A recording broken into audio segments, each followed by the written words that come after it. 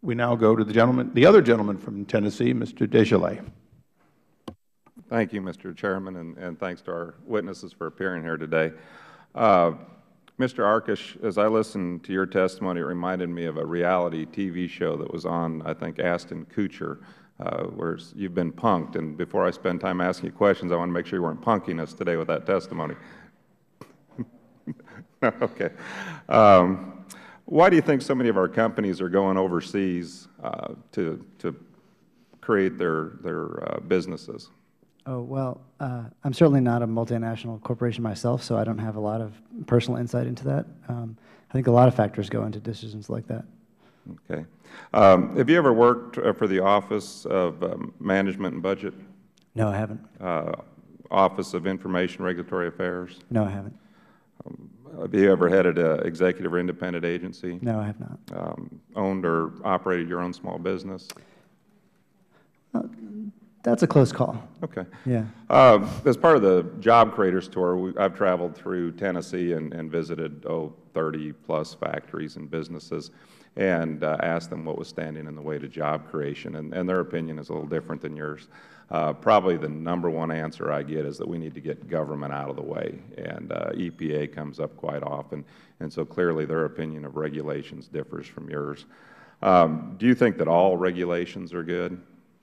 Oh, no, of course not. Anyone can make mistakes, and that's true of the government as well. And on the note of what small businesses think, there have been some interesting surveys recently that have shown that the #1 concern of small businesses is poor sales. The concern is there won't be enough demand for their products. It's not government regulation. Okay.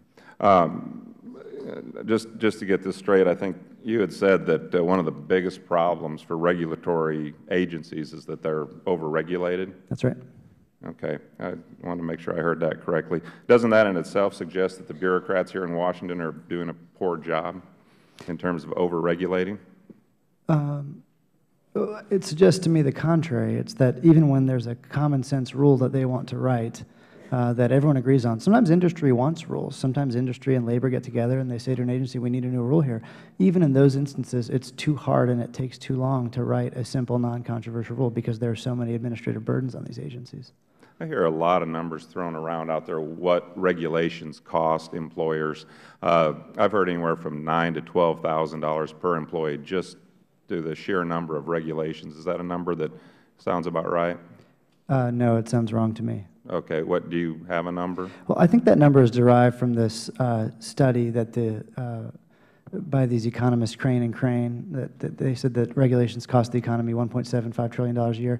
That study has been thoroughly discredited. It had an incomplete data set. It had a flawed methodology. It only looked at costs of regulations. It didn't look at benefits. If we looked at everything that way, we wouldn't buy food. I would say, well, my grocery bill is a little high. That's $50 a week. That's a big cost.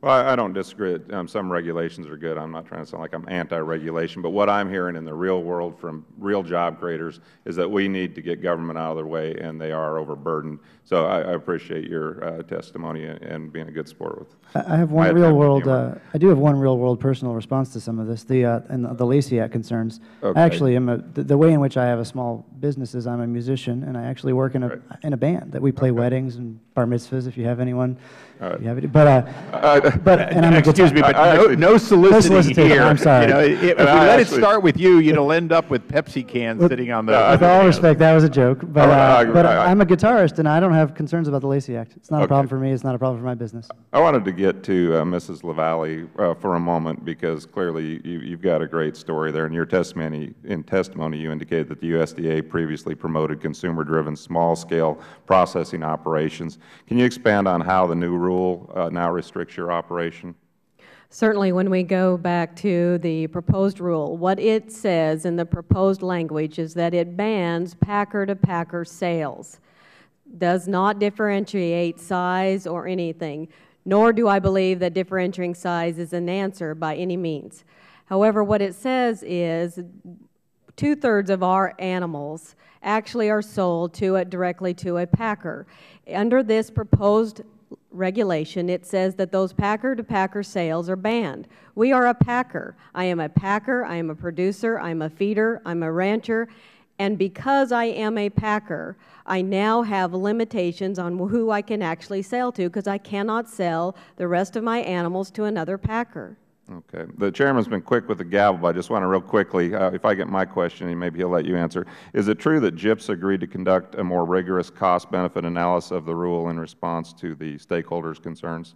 It is true, and we appreciate that. However, what we would like is that there be that be open for review and comment. We know that the original economic analysis was flawed. And so, again, just as you all have said, 147 of you have written a letter saying that this process should be open for public comment. We want that to be the case. And we've heard that that won't be the case as far as being open for public comment. That review, that cost-benefit analysis should be open for review and public comment.